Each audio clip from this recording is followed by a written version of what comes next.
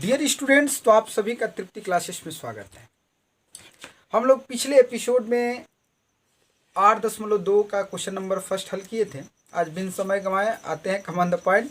देखिए, आज हम लोग क्वेश्चन नंबर उसका सेकंड हल करेंगे। क्वेश्चन नंबर सेकंड है कि सही विकल्प चुनिए और अपने विकल्प का औचित्य भी दीजिए। यानी इस वाला टर्म को हल करेंगे और हल करके देखेंगे किसमें कितना अंश के किसके मान के उसका मान बराबर है। तो चलिए, सबसे पहले हम लोग 2 tan 30 डिग्री अपान में 1 + tan स्क्वायर 30 डिग्री की वैल्यू फाइंड करते हैं कि यहाँ पर क्या आएगा। तो देखिए, मैं डायरेक्ट आंसर पुट कर रहा हूँ। तो 2 गुणे tan 30 अंश, और tan 30 अंश का मान होता है 1/√3 बटा के 1 + tan स्क्वायर 30 अंश, तो 30 अंश का मान होता है 1/√3 का होल स्क्वायर। क्या हो जाएगा स्टूडेंट्स? तो यहाँ पर हो जाएगा 2/√3 पूरा के बटा के 1 + 1 का वर्ग 1 और √3 का वर्ग 3। 3 एकम में 3 1 4 हो जाएगा, तो 2 बटा के √3 अब बटा के ये हो जाएगा 4 बटा के √3।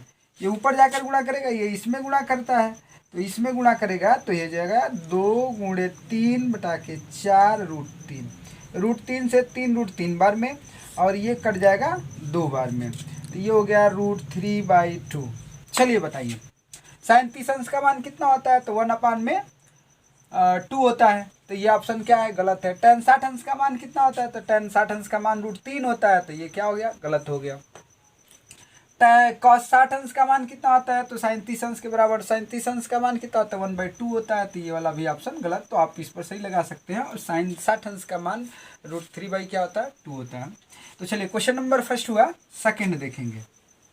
सेकंड कैसे हल होगा, तो ध्यान से देखिए।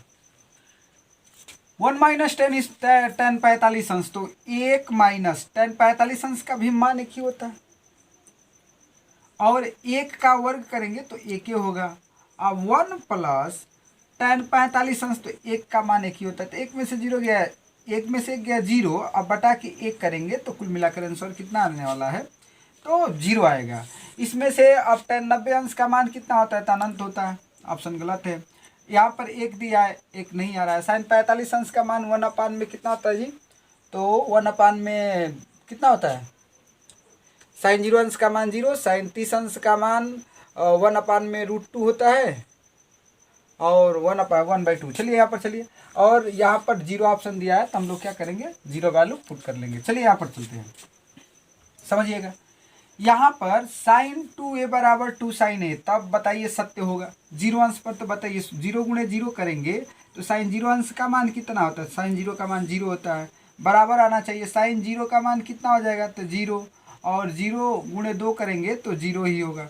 चलिए, यहाँ से तो ऑप्शन नंबर ए दिख रहा है, लेकिन बी पर भी जरा चेक कर लेते हैं। यहाँ पर 30 रखेंगे तो 30 दूनी 60, sin 60 अंश का मान कितना होता है? तो √3/2।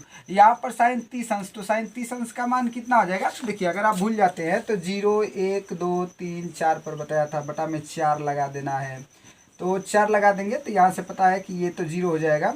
यहाँ पर 1/√2 आ रहा था, और यहाँ पर 1/√2 आ जा रहा था। तो यहाँ पर हमको कितना बताना है? तो sin 30 अंश का मान बताना है। तो sin 30 अंश का मान 1/2 होता है, तो 2 से 2 कैंसिल 1 हो जाएगा, तो नहीं आ पाएगा। यानी ये वाला ऑप्शन क्या है? गलत है।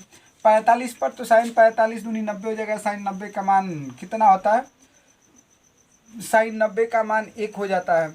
और यहाँ पर चलेंगे तो sin 45 का मान कितना हो जाता है? तो sin 45 का मान 1/√2 होता है, और 1/√2 × 2 करेंगे तो नहीं आएगा। कुल मिलाकर एक बात है, ऑप्शन नंबर ए सही है। चलिए, आप चेक कर लीजिएगा। 2 tan 30 अंश बटा के 1 - tan स्क्वायर 30 अंश का मान, यहाँ पर वैल्यू पुट कीजिए और जांच किया जाए कौन सा सही है।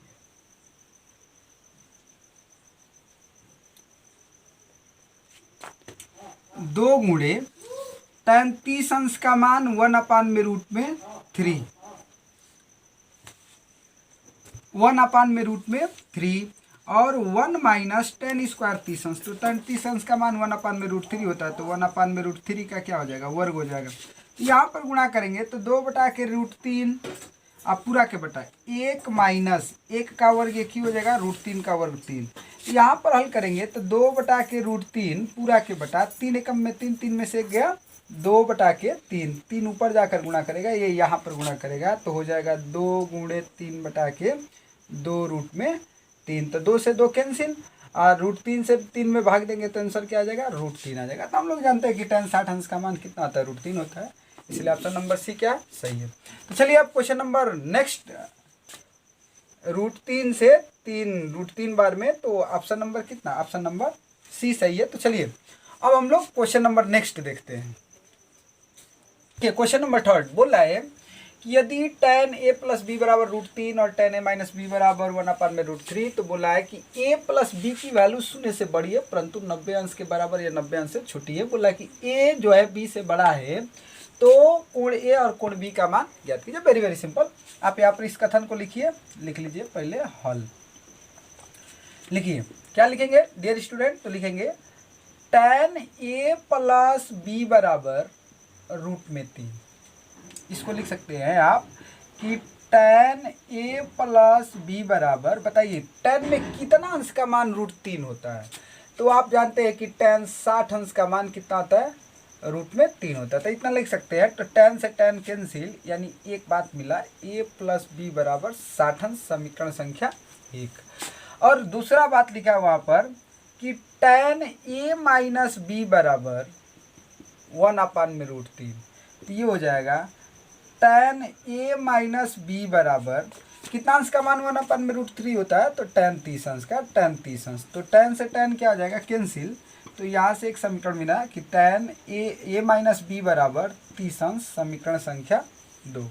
अब इस दोनों समीकरण को लेकर हल कर देना। तो लिखेंगे समीकरण 1 + 2 करने पर, 1 + 2 करने पर क्या आ जाएगा डियर स्टूडेंट, देखिए यहाँ पर हो जाएगा a + b बराबर 60 अंश, a - b बराबर 30 अंश, जोड़ेंगे तो माइनस प्लस b कैंसिल हो जाएगा, a + a कितना a हो जाएगा, तो 2a बराबर 60 30 90, तो a बराबर 90/2 यानी 45 अंश।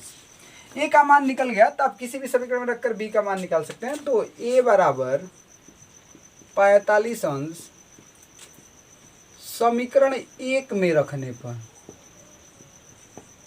1 में रखने पर समीकरण 1 क्या है, तो a + b बराबर 60 अंश, तो a का मान 45 + b बराबर 60 अंश, तो b बराबर 60 - 45, तो b बराबर कितना अंश हो जाएगा, 15 अंश।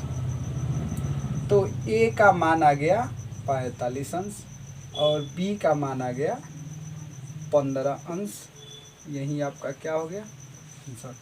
चलिए इस क्वेश्चन को नोट कर लीजिए और मैं इसका जस्ट क्वेश्चन नंबर 4 अभी आपको मैं हल करा देता हूँ। तो चलिए देखिए स्टूडेंट, क्वेश्चन नंबर 4 और 8.2 का आखिरी क्वेश्चन है। मतलब कि बताइए कि निम्नलिखित में कौन कौन सत्य है या असत्य है, कारण सहित अपने उत्तर की पुष्टि भी कीजिए, बताइए क्यों। क्वेश्चन नंबर फर्स्ट वाला बोला है कि sin a + b बराबर sin a + sin b लिखा जा सकता है कि नहीं लिखा। ठीक है, मैं बहुत ये नहीं कर रहा हूँ कि बहुत ज़्यादा ज्ञान की ज़रूरत है। अब सिंपल सा मानिए sin a + b, मान लीजिए आपने 45 अंश + 30 अंश 2 ठे मान ले लिया, तो इसके हिसाब से sin 45 अंश और sin 30 अंश इस तरह लिख सकते हैं। चलिए 45 और 30 जोड़ेंगे तो कितना हो जाएगा, 75 अंश। तो ऐसा मान लेना है कि काम बन जाए, तो 45 न रखकर यहाँ पर कितना रख लिया जाए, 60 अंश रख लिया जाए, और यहाँ पर भी कितना अंश हो जाएगा, तो 60 अंश। चलिए 60 30 90, तो ये हो गया साइन 90 अंश बराबर साइन, इधर आना चाहिए, तो साइन 60 अंश का मान कितना होता है, तो √3/2, अब प्लस साइन 30 अंश का मान कितना होता है, 1/2 होता है। अब सोचिएगा साइन 90 अंश का मान कितना होता है, तो 1 आता है, क्या इधर भी 1 आ जाएगा, तो आप लॉसा लेंगे तो 2, तो ऊपर हो जाएगा √3 + 1, कभी 1 आने वाला नहीं है, डज नॉट इक्वल टू होगा, इसलिए यह कथन क्या है, असत्य है। लिखेंगे असत्य है, क्या है, तो असत्य। नंबर 2 बोला है कि थीटा में वृद्धि होने के साथ साथ साइन थीटा के मान में भी वृद्धि होता है, तो आप साइन का सारा देख लीजिए।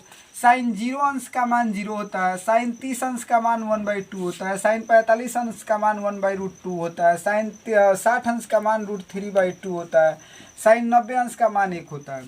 तो थीटा में जैसे जैसे वृद्धि हो रहा है, इसके मान में भी वृद्धि हो रहा है कि नहीं हो रहा है? तो 0 से एक की ओर जा रहा है, तो थीटा की मान में वृद्धि हो रहा है, तो इसमें भी वृद्धि हो रहा है, इसलिए कथन क्या हो जाएगा? तो ये कथन सत्य हो जाएगा। लेकिन आप समझ लीजिएगा कि लेकिन एक समस्या है यहाँ पर। आप ही सोच रहे होंगे कि नीचे 2 है, तो जब आधार ना बड़ा होगा, अगर हर बराबर हो, अंश बराबर हो और हर बड़ा छोटा होने लगे तो आंसर बड़ा आएगा। इस बात को समझिए। 1 में 2 से भाग देंगे और 1 में √2 से भाग देंगे, तो 2 से √2 बहुत छोटा है, तो जब भाग देंगे इसमें तो आंसर बड़ा आएगा। और ये √3 है तो √3 में भाग देंगे 1, यानी यहाँ तक तो अभी क्या हो रहा है? बढ़ रहा है। आगे चलिए क्वेश्चन नंबर 3 वाला देखते हैं इसका। थीटा में वृद्धि होने के साथ साथ कॉस थीटा में भी वृद्धि होता है तो नहीं, ये कथन असत्य हो जाएगा। जानते हैं कि देखिए, साइन 0 अंश का मान कितना होता है? तो 1 होता है। साइन 30 अंश का मान कितना होता है? तो साइन 30 अंश का मान √3/2 होता है। साइन 45 अंश का मान कितना होता है? तो 1/में √2 होता है। Cos 45 sorry. फिर बोले कि कॉस 60 अंश का मान कितना होता है? तो 1/2 होता है। कॉस 90 अंश का मान कितना होता है? तो 0 हो जाता है। तो ये मान घट रहा है, न कि बढ़ रहा है। लेकिन यहाँ पर बोला कि थीटा में वृद्धि होने के साथ काश थीटा के मान में भी वृद्धि होता है, तो ये कथन क्या हो जाएगा? असत्य हो जाएगा, असत्य हो जाएगा। चौथे की बात कर लेते हैं। बोल रहा है कि थीटा के सभी मानों पर साइन थीटा बराबर काश थीटा होता है, तो कहेंगे कि नहीं। ऐसे भी हम लोग को पता है, साइन थीटा बराबर काश थीटा की परिकल्पना किया जाए तो सिर्फ एक कोण है कि साइन 45 अंश का मान कॉस 45 अंश के बराबर होता है, और बाकी सबके लिए कथन क्या होता है? गलत होता है। इसलिए सभी मानों पर बोला है, तो ये कथन क्या हो जाएगा? असत्य हो जाएगा। और नेक्स्ट की बात किया जाए, बोला है कि a बराबर थीटा पर कॉट ए परिभाषित नहीं है। तो हम लोग जानते हैं कि tan 90 अंश का मान अपरिभाषित होता है। क्या होता है जी? अपरिभाषित।